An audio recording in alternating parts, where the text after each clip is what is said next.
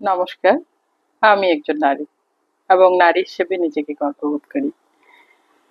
পাশাপাশি আমি দীর্ঘদিন উন্নয়ন সেক্টরের সাথে যুক্ত থাকার কারণে একজন নারীর জীবনকে নিয়ে চিন্তা করি, ভাবি।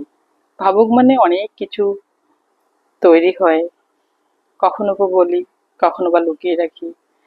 তবে নিজেকে নিয়ে যতটা না চিন্তা করি, তার থেকে বেশি চিন্তা করি একজন নারীর জীবন নিয়ে। একজন নারীর জীবনে হাসির আড়ালে কতটা কান্না, কতটা কষ্ট জমিয়ে রাখে, এটা আমরা কেউ অনুভব করি না।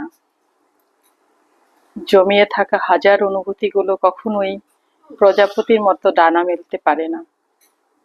তারপর সংসারটাকে খুব শক্ত করে ধরে রাখে, চেষ্টা করে সংসারে সুন্দর করে বাঁচার জন্য। কখনো প্রকাশ করতে চায় না নিজের সীমাবদ্ধতাগুলো। সংসার জীবনটাই তার ব্রত।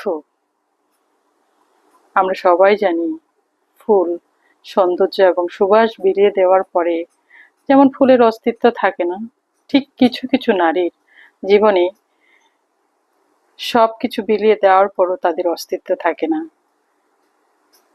এমন ঘটনাটি ঘটেছে আজকের এক পরিচিত বোনের ক্ষেত্রে।